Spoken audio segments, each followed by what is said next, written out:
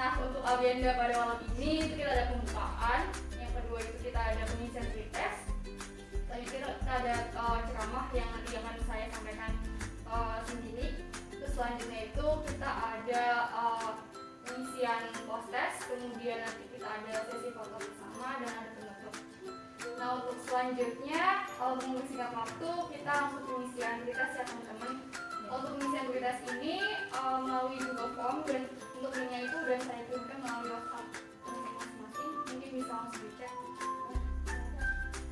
Kalau misalkan udah ada, bisa langsung diisi ya teman-teman, dimulai dari sekarang. Untuk estimasi waktunya maksimal 7 menit.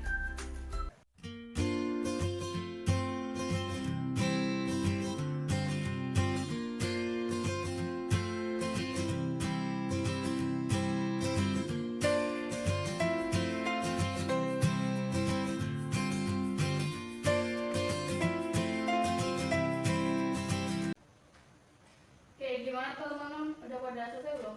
Udah. Oke, kita lanjut ya. Selanjutnya.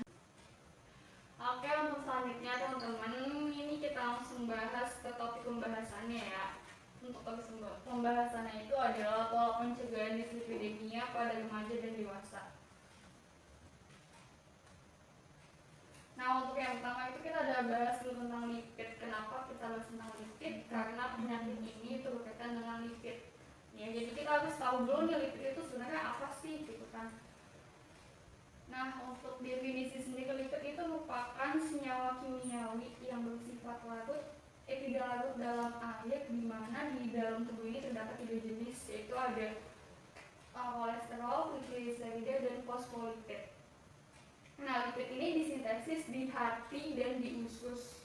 Kemudian setelah disintesis ini, lipid ini diangkut ke dalam plasma kompleks makromolekul yang dikenal sebagai lipoprotein. Nah, untuk kategori lipoprotein ini terdiri dari omikron, FLDL, kemudian LDL, dan HDL. Untuk selanjutnya kita bahas kolesterol dan trigliserida. Kolesterol ini merupakan komponen struktur esensial yang membentuk membran sel dan lapisan eksternal lipoprotein. Nah, kolesterol ini yang ada di dalam darah itu berasal dari 2 sumber ya teman-teman. Yang pertama itu berasal dari asupan makanan yang kita makan, dan yang kedua itu berasal dari tubuh yang diproduksi sendiri oleh tubuh. Nah, untuk yang berasal dari makanan ini bukan merupakan sumber utama, tapi sumber utamanya itu sekitar 70% itu berasal dari hati ya teman-teman, yang disintesis oleh hati. Kemudian sisanya sekitar 30% itu berasal dari asupan makanan yang kita konsumsi. Nah, untuk yang kedua itu ada trigliserida.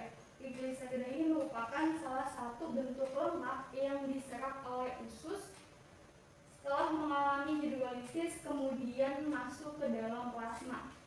Nah, untuk pembawa utama trigliserida ini adalah omikron dan FLDL. Untuk selanjutnya yang ketiga itu ada LDL atau low density lipoprotein. Nah, LDL ini merupakan alat transport utama bagi kolesterol dan diambil oleh reseptor LDL pada sel-sel hati dan sel-sel perifer. Nah, yang berperan dalam melepaskan komponen kolesterol untuk memenuhi kebutuhan sel. Untuk selanjutnya itu ada HDL. HDL ini merupakan kolesterol yang baik ya teman-teman untuk tubuh kita. Nah, HDL ini memiliki manfaat, yaitu mengangkut LDL yang terdapat dalam jaringan perifer ke hepat atau ke hati, sehingga akan membersihkan lemak-lemak yang menempel pada pembuluh darah untuk kemudian dikeluarkan melalui saluran empedu. Untuk HDL ini diproduksinya di hati dan di usus. Selanjutnya ini kita langsung masuk ke pembahasan penyakitnya, itu dislipidemia.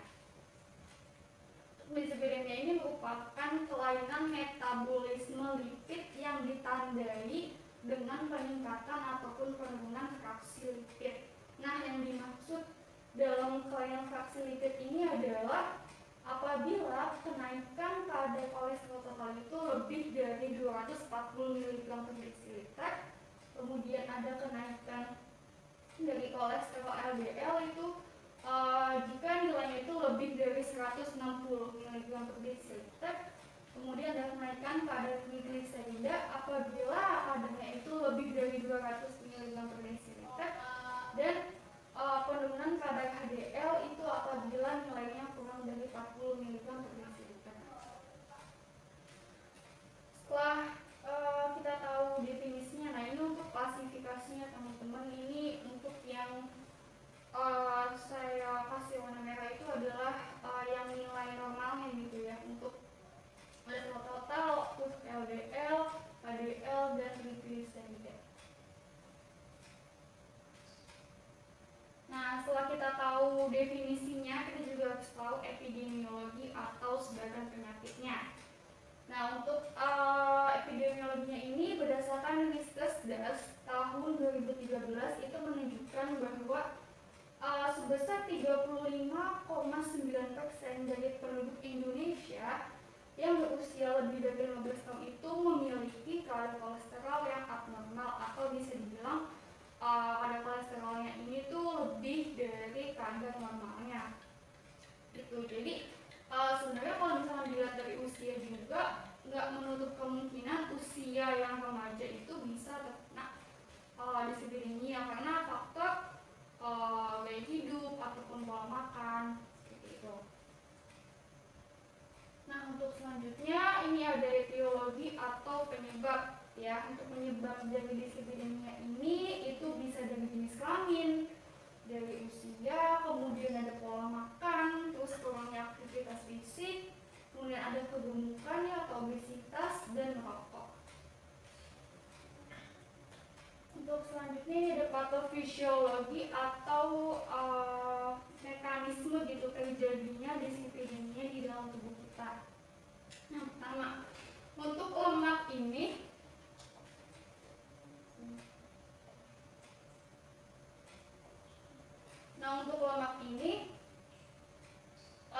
kan di metabolisme di dalam hati ya teman-teman. Nah, kemudian kalau misalkan kita mengonsumsi lemak dalam jumlah berlebih gitu ya, itu akan mengakibatkan gangguan metabolisme kolesterol. Nah, kalau misalkan metabolisme kolesterol ini ada gangguan gitu ya, itu nanti akan berujung pada penumpukan kolesterol di dalam hati gitu. Nah, akibatnya apa kalau misalkan kolesterol numpuk di dalam hati? Akibatnya itu kolesterol tidak dapat diangkut oleh lipoprotein. Nah, kalau misalkan kolesterol ini tidak dapat diangkut dalam waktu yang lama gitu ya, terus terjadi secara berulang-ulang, itu akan menyebabkan sintesis kolesterol di hati itu akan terus meningkat. Nah, akibatnya apa? Akibatnya kolesterol ini menumpuk di pembuluh darah dan menimbulkan plak. Ya, ini untuk gambaran lebih jelasnya. Nih, ini kita bisa lihat ini pembuluh darah yang normal. Pembuluh darah ini kan ada pipa ya teman-teman. Nah, pipa ini itu biasanya berfungsi untuk mengalirkan suplaian darah menuju ke jantung. Nah, bedanya apa sama ini nih? Ini untuk pembuluh darah yang abnormal atau dia ada penumpukan lemak ya atau plak. Nih bisa dilihat dari gambar ini. Misalkan ini adalah pembuluh darah yang normal ya teman-teman. Jadi suplaian darah menuju jantung ini normal gitu ya, dia lancar-lancar aja. Tapi ketika dia ada penimbunan lemak itu atau plak gitu ya, sedikit demi sedikit, dia otomatis nantinya akan menghambat suplaian pembuluh darah ini menuju ke jantung. Nah, ini bisa kita lihat di bawah. Kalau misalkan dia timbunan lemak ini secara semakin lama semakin banyak gitu ya timbunan lemaknya, itu otomatis dia akan menyempit dan menghambat suplaian darah ini menuju ke jantung, dan akibatnya apa kalau misalkan suplai darah ini gak bisa menuju ke jantung? Akibatnya itu dia pasti akan terkena serangan jantung. Jadi akibat kekurangan suplaian darah gitu ya. Jadi emang ini cukup berbahaya banget ya teman-teman, karena jantung ini kan pasti butuh suplaian darah gitu ya. Jadi kalau misalkan ada penimbunan lemak, itu otomatis akan menghambat suplaian darah menuju ke jantung. Gitu. Nah, di sini untuk komplikasi dari dislipidemia itu ada aterosklerosis ya teman-teman. Aterosklerosis ini merupakan penimbunan lemak ya yang tadi ada di pembuluh darah, kemudian terjadinya ini PJK atau penyakit jantung koroner, kemudian adanya stroke ya, pecah pembuluh darah, dan kelainan pembuluh darah tubuh lainnya. Untuk selanjutnya, nah setelah kita sudah bahas tentang penyakitnya, kita juga harus tahu nih cara pencegahannya itu gimana sih gitu kan.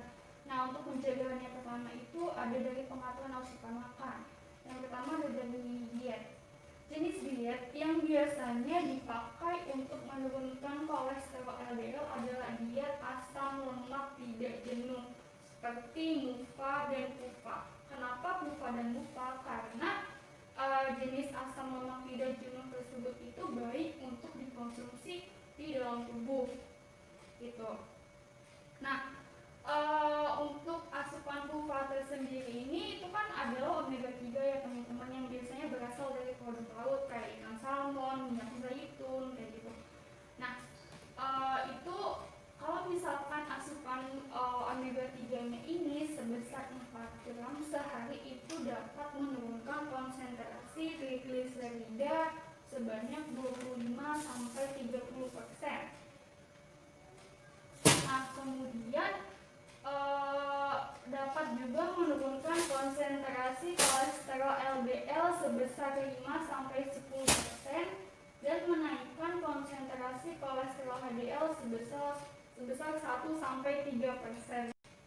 Oke, selanjutnya itu kita ada protein kedelai. Nah protein kedelai ini seperti itu ya, apa kayak oncom, tempe, tahu, itu biasanya kadar proteinnya juga tinggi dan lemaknya juga rendah gitu ya. Jadi protein kedelai ini juga berhubungan dengan penurunan 3-5% kolesterol LDL, atau kolesterol LDL ini bisa dibilang kolesterol yang jahat gitu ya. Jadi sangat berpengaruh juga terhadap penurunan kadar kolesterol LDL. Nah ada juga sebuah studi menunjukkan asupan 25 mg per hari berhubungan dengan penurunan kolesterol LDL sebesar 5 mg per desiliter. Selanjutnya itu ada makanan tinggi serat. Nah diet serat yang larut dalam air ini seperti kacang polong, sayuran, buah, sereal itu memiliki efek terhadap hipokolesterolemik atau penurunan kadar kolesterol di dalam darah. Nah, dengan menerapkan diet serat yang larut dalam air sebanyak 5-10 gram per hari, itu dapat menurunkan kolesterol LDL sebanyak 5%. Nah, untuk anjuran dietnya ini untuk bisa menurunkan kolesterol LDL itu adalah 5-15 gram per hari. Untuk selanjutnya ini ada aktivitas fisik. Nah tujuan dari aktivitas fisik ini itu untuk mencapai berat badan yang ideal, kemudian mengurangi juga risiko terkena PJK atau penyakit jantung koroner. Nah untuk melakukan olahraga aerobik itu dapat menurunkan konsentrasi trigliserida sebesar 20% dan meningkatkan konsentrasi kolesterol HDL sebesar 10%. Nah, di sini teman-teman bisa lihat sendiri untuk jenis aktivitas fisiknya itu seperti berjalan cepat, berenang, bersepeda, bermain voli, menyapu halaman ya, dan bermain basket. Dan untuk yang terakhir itu ada penurunan berat badan. Nah, setiap penurunan 10 kg berat badan dapat berhubungan dengan penurunan kadar kolesterol LDL sebesar 8 mg per desiliter.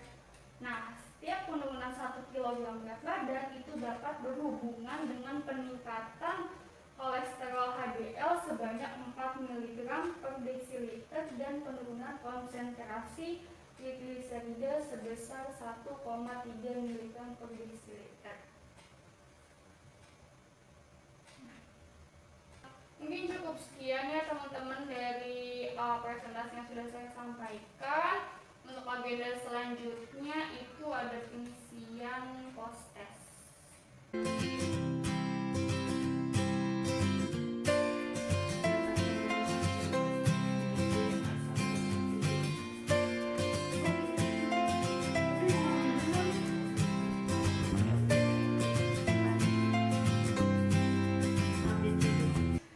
Oke teman-teman, karena udah pada ngisi post testnya, kita langsung lanjut ke agenda selanjutnya, yaitu kita ada sesi foto bersama untuk dokumentasi.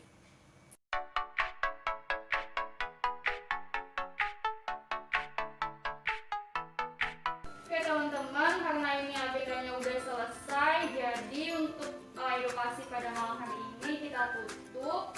Semoga apa yang sudah saya sampaikan